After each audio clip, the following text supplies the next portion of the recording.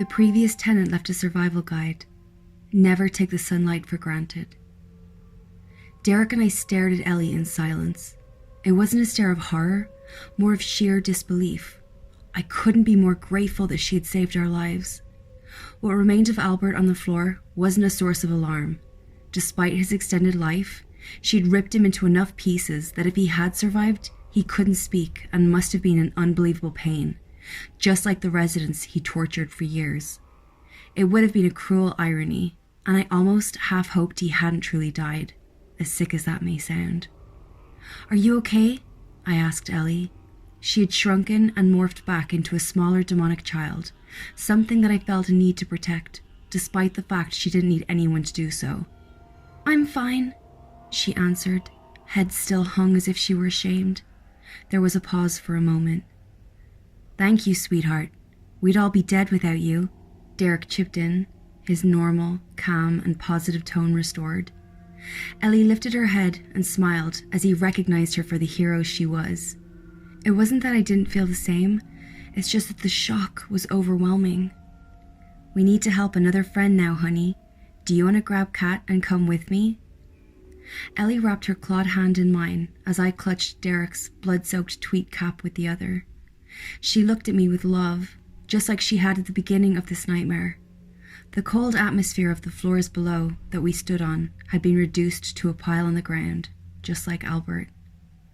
We walked towards flat -51. Every step felt wobbly, like those few steps after a really spinny ride at the fair. I struggled to put one foot in front of the other. Derek dropped to where Essie lay squirming and put a gentle hand over her chest, carefully avoiding the splintered rib bones that stuck out. "I'm so sorry," he said to her as he shut his eyes, leaned down, and kissed her bloodied forehead. The shards of bone that decorated her entire body started to move and rearrange. She squealed in pain as her skin started to cauterize over the newly repositioned bones and innards. Her twisted limbs started to resemble something human again. I felt tears rolling down my face.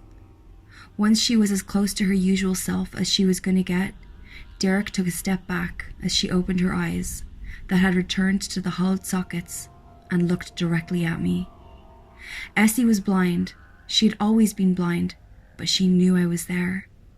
We held her gently as the three of us helped her to the sofa, an exact replica of the one upstairs, placing each bruised limb into position as carefully as we could.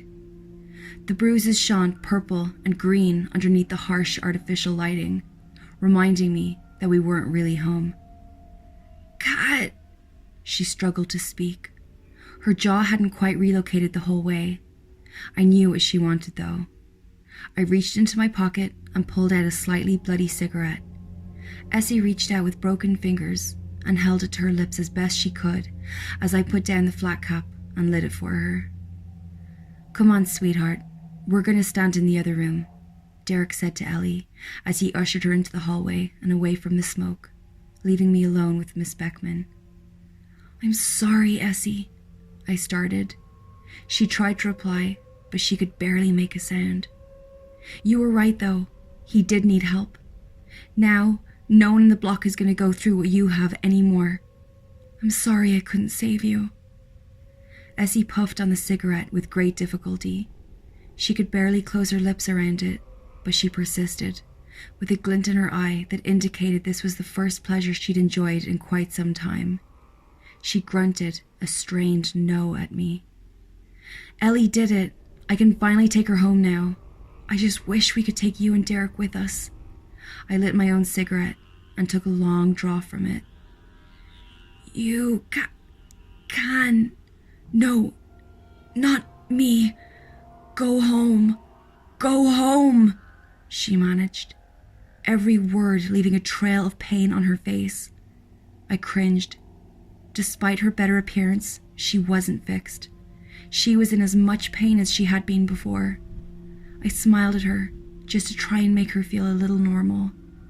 "Speaking in fucking riddles again, Essie," I responded, trying to muster a laugh through the tears that continued to fill my eyes. She looked directly at me again, and I knew that she was serious. We finished our smoke in silence, as I wept and she wheezed. "Derek!" I shouted after a few more minutes with her, encouraging him back into the flat. Him and Ellie appeared within seconds. He took one look at me, nodded with tears in his eyes too, and he knew what to do. I got up from the sofa and pulled Ellie in for a hug, careful to avoid her horns, making sure that she faced me. Then I watched over her shoulder as he delicately closed Essie's eyelids and the wheezing stopped. I held in a sob and clutched my young friend as tightly as I could. Derek walked towards us and put his arms around the both of us for a moment in silent mourning before stepping back. Ellie looked up at me, a knowing in her voids, and she spoke. "I want to go home now, Kat." Her words broke what was left of my resolve. The sobbing began, and Derek put his hand on my shoulder. He started to walk us out of the hallway, and as we reached the mess on the floor that had once been Albert outside the door of flat -42, I came to a sudden stop. "No further. We need to go in there," I said, directing them into the open door of my anti-flat. Derek tried to speak in protest, but I stopped him the moment he opened his mouth. "Please, just trust me." I wasn't angry or frantic like before, and I think that he knew I wasn't trying to lead us into more trouble. I recognized that I'd probably done enough of that to last a lifetime. Essie hadn't led me astray before. Her advice had been sound. I'd taken a few detours, but I got to the right place eventually. If I were to respect her death, then I had to follow the last bit of advice she gave out. The flat was familiar. My sofa, fold-out table, and kitchen were all there, identical to the ones I'd spent so much time at. The flat was windowless, the sole indication in my confusion that I wasn't truly home. I pulled back the curtains of the balcony doors to reveal thick concrete behind them. It was sad, really, but I almost longed to see the window cleaner, tapping on the glass and begging to be let in. I would trade his persistent harassment for my current predicament in a heartbeat. I felt my face sink. Whatever Essie had wanted me to see here wasn't as clear as I'd hoped. I should have anticipated that it wouldn't be easy. Derek and Ellie stood in silence as I inspected every inch of the place, even down to an equally smashed copy of the prison I'd kept Jamie in. Frustrated, I eventually looped back into the living room, prepared to walk out the front door and follow Derek to the basement entrance, where he would leave us again. The prospect of going through all that for him to remain trapped in these lairs was more disheartening than anything I'd felt before. Then I saw the light. It wasn't a eureka moment or some sort of religious epiphany. It was an actual physical light. It wasn't artificial like the one that had plagued our stay in the Undertower. It was real, and it was coming from the sun. "How?" Derek uttered in wonder as his eyes fixed on the grate that had appeared at the top of the concrete behind the sliding balcony doors. The sun flooding in lit up his whole face and electrified his kind eyes. The opening looked just the same as it had the night I found the kittens, but from the other side, its appearance was all the more poignant. Who would have thought that metal bars could signify such freedom? When it first appeared, I had never imagined that something other than a basement could exist beneath the block. "Thank you, Essie." I looked up at the ceiling and imagined her smile as it had been before Albert had got to her. I knew she couldn't be saved, but she made sure Derek didn't have to stay.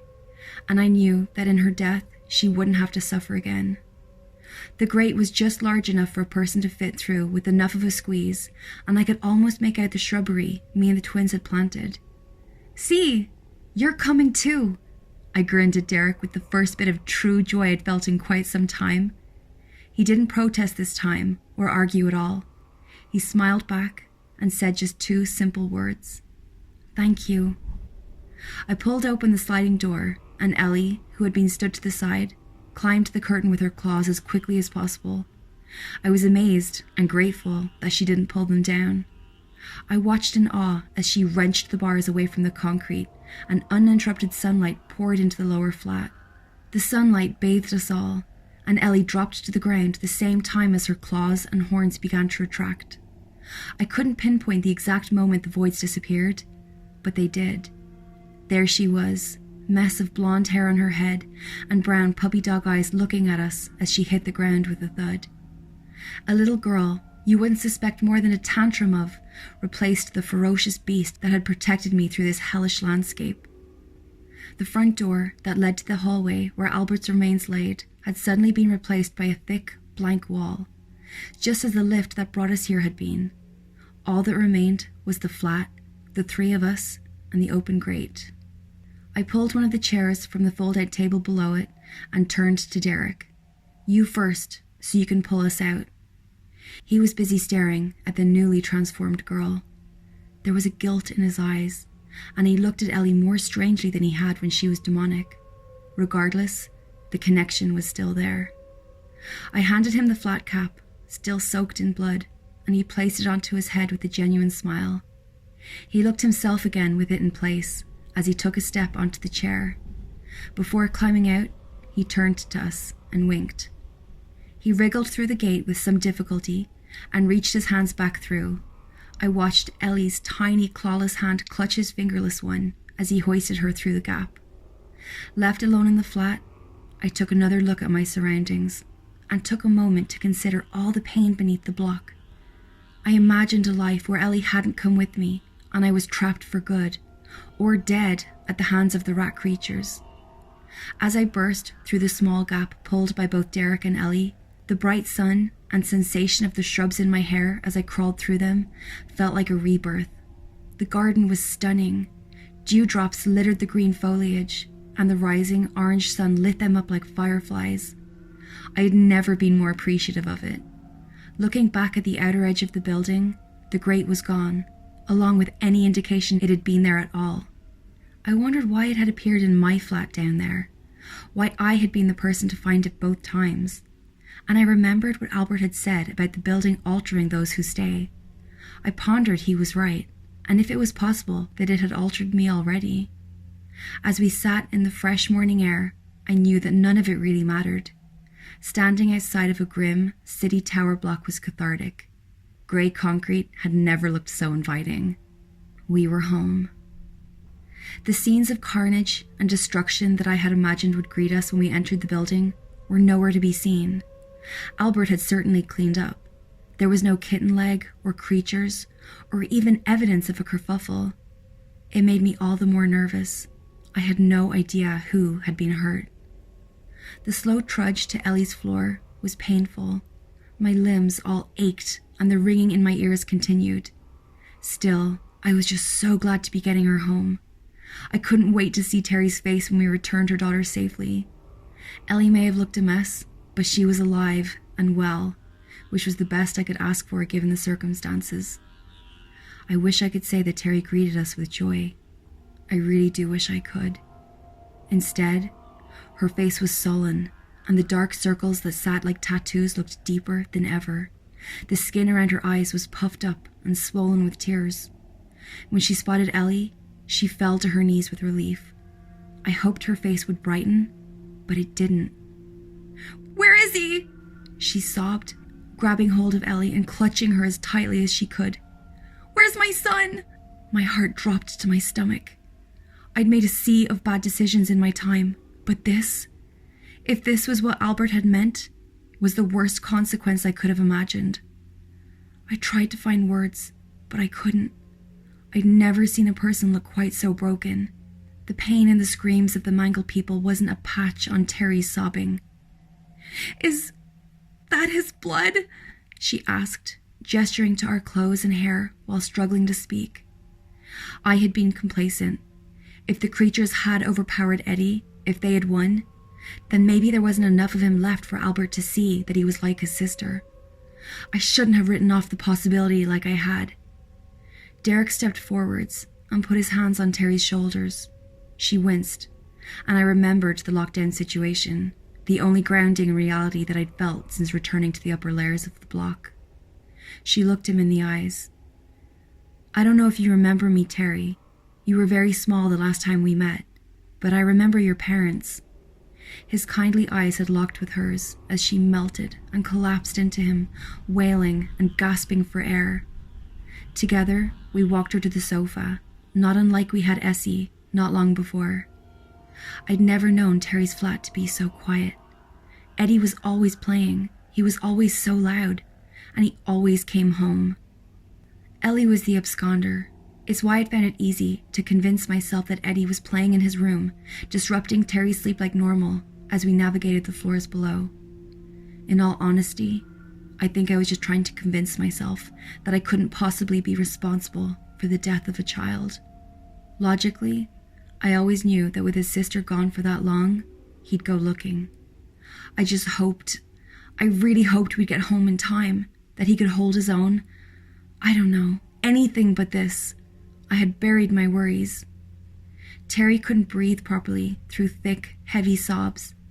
The noise muffled my already fucked up ears. Derek sat with his arms around her, while Ellie nuzzled into his other side, and I sat opposite, blood-soaked, devastated, and alone. Knock, knock, knock. The tapping on the door brought all conversation, sobbing, and brooding to a stop. Terry sprinted to the door, hope in her eyes, and as it opened, she wailed in joy. "Get off me, Mum! Where's Ellie?" The familiar voice of the young boy jolted me back into the room, and I turned to see Eddie, accompanied by none other than Mr. Prentice. Eddie spotted his sister on the sofa and ran towards the three of us. "Whoa, where did all the blood come from? Cool!" he shouted. There were a few cuts and bruises covering his limbs, but he seemed mostly unharmed. His excitement was enough to tell me that he was okay. Derek stared at him in disbelief, not unlike he had Ellie upon their first meeting. I turned and walked towards the door, to where Terry and Mr. Prentice were speaking. Mr. Prentice wobbled slightly as he kept himself propped up with his cane. "What happened?" I asked. "I'm not sure. I heard a lot of banging and decided I should go and check what was going on. I found him at the bottom, by that ghastly lift. I didn't recognize the man in the suit. I couldn't get close enough. But I don't understand how anyone could stand over an injured child and not help. He ran into the lift when I got closer, and you know how I like to avoid that place. I'm not sure why folk run from me sometimes, but it was probably for the best. I'm not sure what I'd have done." I imagined Mr. Prentice, in his animal form, running towards Albert. Imagining that the landlord had run scared from the beast warmed my heart. "Anyway, I'm rather tired, so if you don't—" Mr. P stopped, as he caught a glimpse of the inside of the flat behind us. His eye widened. "Is that... Derek!" Derek came up behind us and reached out a bloodied hand to shake Mr. Prentice's. The elderly man looked unsteady on his cane, as if he had seen a ghost. "It's been years!" he stuttered, beaming, firmly gripping Derek's intact hand. "We'll have to have a drink together, my friend." "We will," Derek smiled. "I'm back now. There'll be plenty of time to catch up." Terry clutched the twins tightly as the two men reveled in their meeting. I couldn't help but smile quietly to myself and think of Essie. The kids were safe, Derek was back, and Albert couldn't continue to terrorize the block. And yet again, Mr. Prentice had proved himself the real MVP. We left Terry and the kids to have some family time. Ellie hugged Derek so tightly as we left, I thought she might crush him. We walked back to the 7th floor, where mine and Mr. P's flats were. It should have been a victory walk, but I couldn't shake the feeling that everything wasn't entirely over. My feeling was confirmed once the door to flat 48 closed behind Mr. Prentice, and Derek looked at me gravely. "There's a few more things you need to know, Kat. Can you get cleaned up and meet me in the garden?"